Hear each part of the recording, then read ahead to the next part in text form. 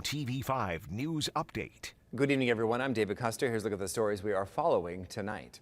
New details: a man accused of killing his mother in Davison Township arraigned on several charges. Police say they arrested 52-year-old Mark Todd on July 27th for assault and battery in an unrelated incident.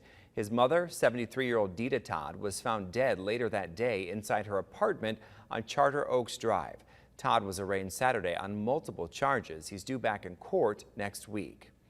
With the August primaries tomorrow, a top Michigan official is speaking out against people questioning the integrity of the voting process after a controversial election in 2020.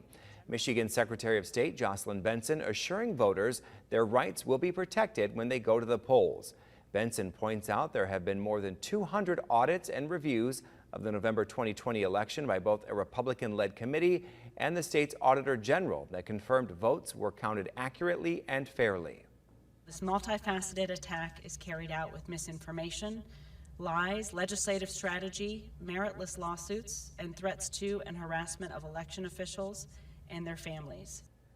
Benson also says any attempts to disrupt the election, suppress voters, or interfere with the election will not be tolerated. A Houghton Lake woman finding herself behind bars after she was accused of driving under the influence, and it was discovered during a traffic stop. Michigan State Police say they stopped 36-year-old Jennifer Teachout for an equipment violation in Roscommon Township last Thursday. When the trooper got to her window, they say Teachout showed signs of being under the influence and failed a sobriety test. Police say her 2 children and another person were in her car at the time. She was taken to jail, and police say they found meth in her purse.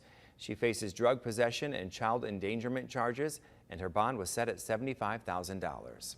Now here's Chris with your forecast. David, rain showers are still out there early this evening, but should come to an end here shortly, and what is left over at this point should be pretty spotty. Most areas are done for the night. We take a look at some of the rainfall totals from earlier today. A lot of areas picking up between 1 to 4 inches of rain.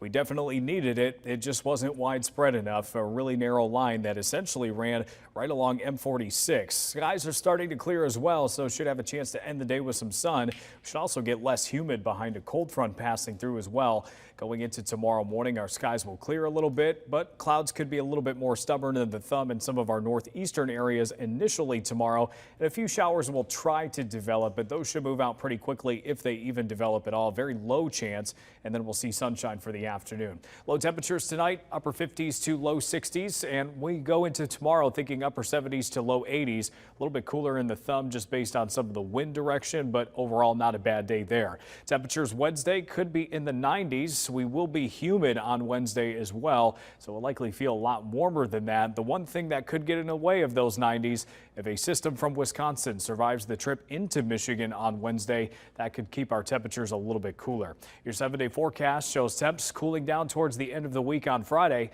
right back up for the weekend. Our next chance of rain after Thursday comes in on Sunday. Remember to tune into WNEM TV5 on air and online 24/7 for the latest news, weather, and information.